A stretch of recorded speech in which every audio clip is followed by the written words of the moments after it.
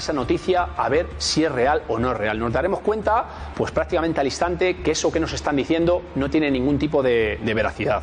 Muy importante también, no solamente contrastar, sino no compartir este tipo de mensajes. En muchos casos, pues prácticamente hoy en día recibimos los mensajes y ¡pap!, lo compartimos con nuestra familia, compañeros, amigos. Pues ante las noticias falsas, ante los bulos, pues cortar la cadena. Porque si no, al final, pues los ciberdelincuentes están consiguiendo lo que pretenden, que es que compartamos este tipo de cosas y al final nos las creamos. Quizá en ese tipo de mensajes aparezcan logotipos pues oficiales, el nuestro, el de otros tipo de instituciones, que le dan mayor veracidad, mayor credibilidad a ese mensaje. No nos tenemos que hacer caso. Y Ana, hablábamos de Alejo Vidal Quadras esta misma semana, sin ir más lejos, veíamos de nuevo algunas informaciones desmentidas por la delegación del Gobierno, por la policía, por la Guardia Civil, sobre la muerte de un hombre en Granada vinculado con el intento de asesinato de Vidal Quadras, pero es que también lo vimos el mismo día, como decías, el día 9 de noviembre, en el que las redes pues circulaban miles de teorías, que si estaba la tensión política del momento detrás, un poco de nuevo Internet como soporte de todas estas falsas informaciones. Que te pasas la mañana recibiendo cadenas de WhatsApp y diciendo esto es fake, por favor no lo reenvíes, esto es falso, por favor. Y eso ocurre cada vez con más frecuencia, se puso de moda en el confinamiento y cada día más. Tenemos que ser muy autocríticos con nosotros mismos y con lo que mandamos. Y de esto sabe bien Nicolás Marchal, director del Departamento de Seguridad y Defensa, criminólogo en la Universidad de Nebrija.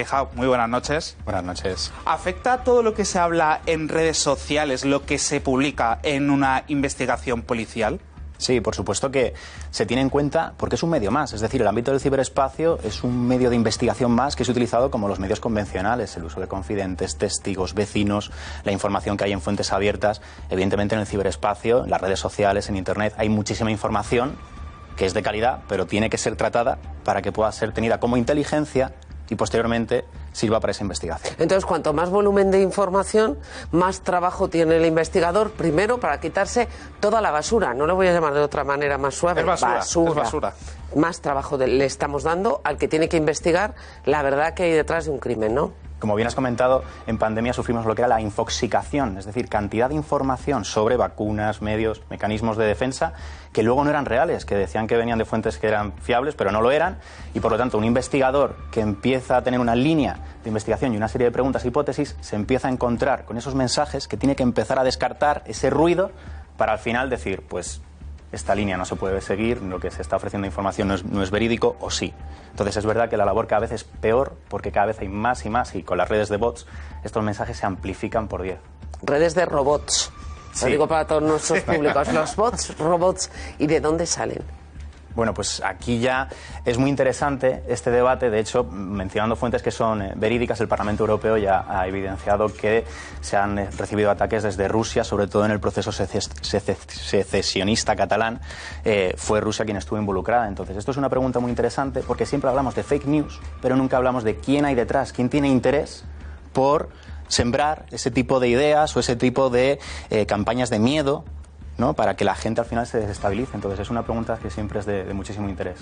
Y hablando sobre quién hay detrás, cuando reenviamos, lo que hablábamos de cuando reenviamos una noticia falsa, que sabemos que es falsa, hay una intencionalidad detrás. También hay que hacer hincapié y creo, no sé si el Código Penal debería ir detrás de este tipo de actos, de reenviar a sabiendas que es una noticia falsa, pues no sé si llamarlo como con interés de un desorden público, a lo mejor es demasiado grande, pero cuando se hace con una intencionalidad, ¿qué se debe hacer?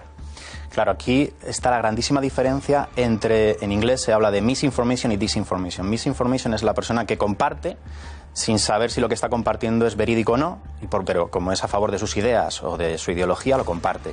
Y el disinformation es esa persona que comparte porque lo ha creado de forma totalmente manipuladora y lo que pretende es, pues, o bien desde diferentes fines hasta hacer una desafección a las instituciones públicas, deslegitimar unas elecciones, hacer ver que las campañas de sanidad que se están promoviendo no son favorables, y esto al final genera, pues es un ataque contra la salud pública, contra el orden público, contra la seguridad. En mi opinión, mi humilde opinión, es que los artículos que pueden ser utilizados para encuadrar dentro del Código Penal estas conductas no son suficientes. Venimos de las últimas modificaciones son 2015, 2010 y hasta 2021, por ejemplo, el Departamento de Seguridad Nacional de España, en su última estrategia de seguridad nacional, ha establecido como riesgo grave las campañas de desinformación. Por lo tanto, tenemos que tomar medidas nuevas a este escenario completamente nuevo por la cantidad de redes sociales que van apareciendo, ¿no? Me estaba acordando que la Fiscalía General del Estado ya en pandemia avisó de que difundir noticias falsas tenía una consecuencia penal. El Código Penal recoge algunos puntos en el que algunas situaciones se pueden englobar en esos puntos del Código Penal, pero como dices, no todo. No. Claro, es que yo me pongo en el papel de muchos de nuestros espectadores, por ejemplo, que y me estoy acordando del caso de hace unas semanas cuando alguien difunde en WhatsApp, estamos en nivel 5 de estado de alarma, cosa absolutamente falsa. Estamos en nivel 4, reforzado, pero seguimos en nivel 4. La mayoría de las personas que difundieron eso desconocían probablemente que esa información era falsa. Ahora, ojo, tampoco sabían que era cierta y aún así contribuyeron a difundirla. Yo creo que probablemente es más de educación, de una educación cívica, de un uso responsable de las redes sociales, más que de consecuencias en el Código Penal para el que contribuye a difundirlo, ¿no? Porque a ver cómo juzgas intenciones, ¿no? Había personas a las que les decía, oye, esto es falso. Ah, no lo sabía, por si acaso. Eso es lo que te responden normalmente. Bueno, el ejemplo que has puesto es perfecto, porque si utilizamos el Código Penal que tenemos hoy, ¿qué le aplicamos? ¿Un 510, un delito de odio? ¿A qué colectivo especialmente vulnerable se ha dirigido esa noticia falsa? No hay ningún colectivo vulnerable detrás.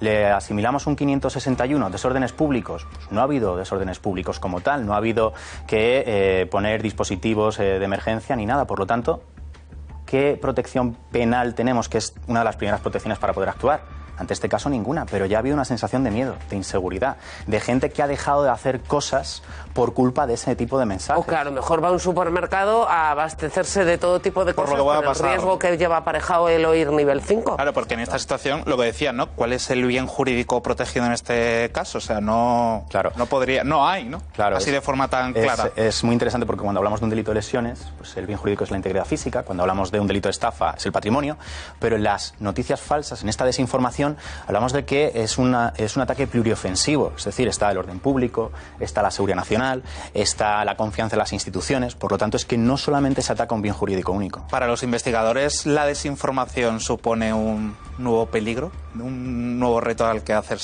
frente? Sí, por supuesto, 100%, porque ya no solamente tienes que actuar en base al hecho delictivo que ha ocurrido o en base a la amenaza que hay, sino también a desmentir, a controlar qué información se está compartiendo o no. Y muchas veces, si lo dicen, el problema que hay cuando se comparte es que mucha gente no te lo termina de creer. Damos más veracidad a esa noticia falsa que a la verdadera, o el problema es que también esa noticia falsa durante unos segundos ha formado parte del ámbito cognitivo de la gente y eso ya está interiorizado. Sí, te crea esa sensación. Luego hay noticias que tienen interés partidista, ¿no? A ver, te voy a poner un aprieto. Todo lo que se ha difundido en torno a Vidal Cuadras, ¿de qué entornos puede venir? No te voy a pedir que le pongas nombre y apellidos, pero ¿de qué entornos, a quién beneficia enredar con eso?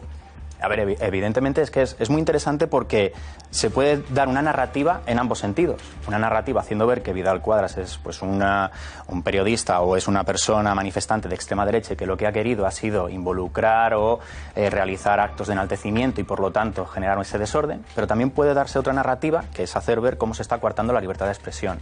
Entonces, ese es el problema de la actualidad que tenemos, ¿no? Que desde diferentes puntos de prisma se puede hasta desinformar y al final confirmar en los sesgos de estas diferentes tendencias, ¿no? Enredar, vaya.